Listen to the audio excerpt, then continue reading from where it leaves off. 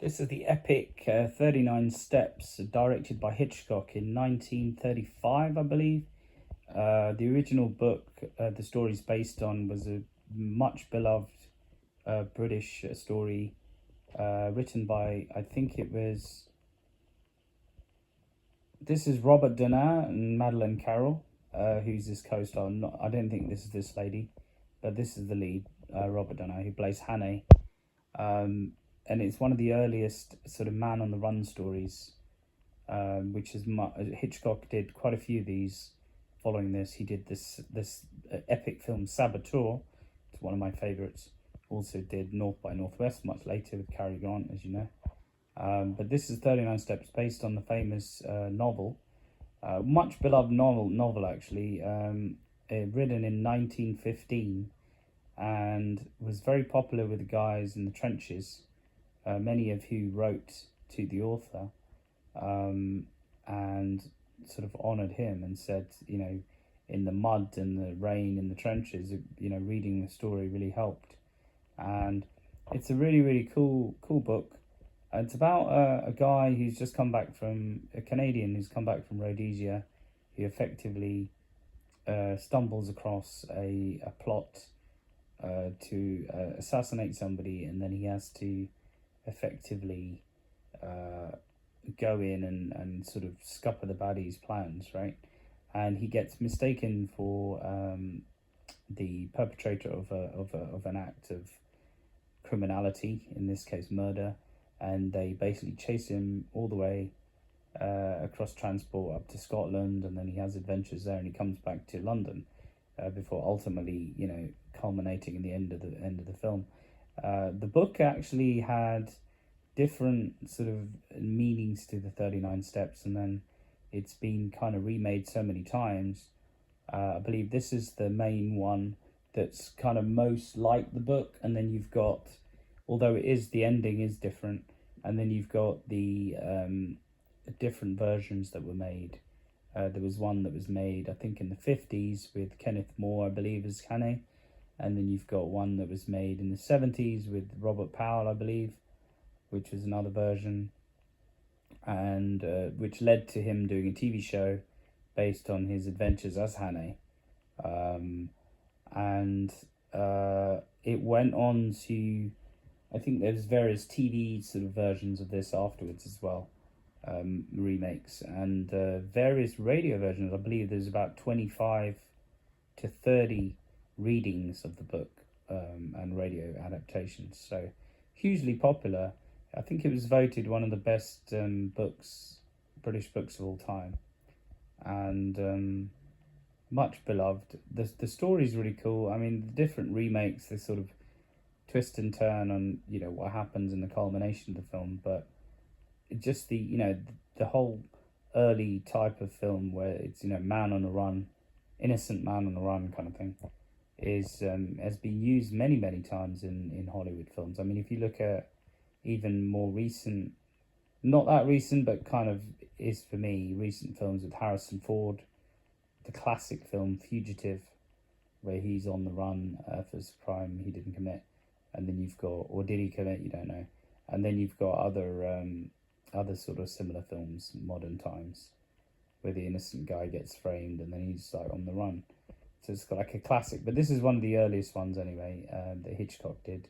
Obviously Alfred Hitchcock, famous director, this is one of his very early films, black and white. He did so many black and white films around this era, around this period, and they were just epic. I mean, most people, associate Hitchcock with Psycho and, some of the more modern films. But, his 1930s films are just classic ones. And people forget that before he did these kind of films in Hollywood, he did, and in Britain he did, before he was a director, he was an art director. And he did a lot of work as a director on a lot of silent films, black and white as well. And I've got a whole set of DVDs that I bought from the BFI, British Film Institute in London, where they re-released all of these old kind of silent films. Some of them are very rare.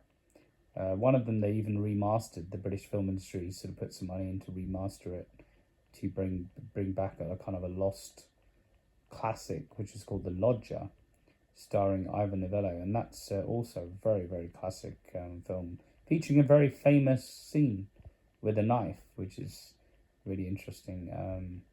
Really interesting use. I mean, Hitchcock in those days. I mean, when I started doing films, one of the courses I did, they actually to sort of redo independent film. I took a break and came back, and I did this course. It was pretty basic, but I just wanted to be surrounded by filmmakers, so I did it with some beginners around me, and we did a mise en scene, which is effectively, you have a script and you have to go, or a story, and you have to, a concept even, you have to go out and shoot a scene with two characters, but without any sound, and it kind of forces you to be visual and forces you to show what you're doing rather than tell, because obviously you can't, there's no sound. So it's really interesting in that way. And I think Hitchcock and many other successful Hollywood directors started off with silent films because there was no sound, and then they learned so much from doing that Hitchcock's amazing unique visual style came from that skill. So when sound came in, he utilized it, but he also, I think, he enhanced his visual language using sound. I mean, there's so many scenes where he's about to do something, builds the tension, and then it just cuts to using sound as the kind of, I don't know, the tooting of the train horn or something else, the bells or whatever, to cut into, I don't know, someone screaming. Instead of the person screaming, it cuts to the a sort of irritating sound like that.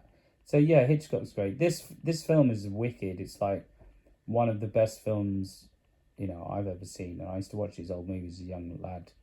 I love this film, and it's just, for when it was made, it's so good, and it takes you back. I mean, 35, I think it was made, and it's currently 2025 Christmas. Well, it's Boxing Day today, but December the 26th, so it's nearly 2026, right? And that means it's almost 100 years since this film was made. So pretty crazy if you think about it. But like I said, the actual book is over 100 years old. It's 110 years old. It was released in 1915. So the lads in the trenches in the First World War were reading this. So I think it was written by somebody called John. I think it was John Buchan, if you can pronounce it properly. It was written Scottish writer, I think. And it sort of explains why there's a lot of Scottish element when Hannay goes up north. He ends up there's a lot of Scottish influence, and you've got the Lord of the Manor, you've got the gameskeeper, and they're out shooting, and it's all a lot of Scottish kind of, the sheriff, they call him the sheriff of the town, is in there in some of the stories, and it's it's very Scottish heavy focused, and so he's obviously Scottish, so he's done that very cleverly. And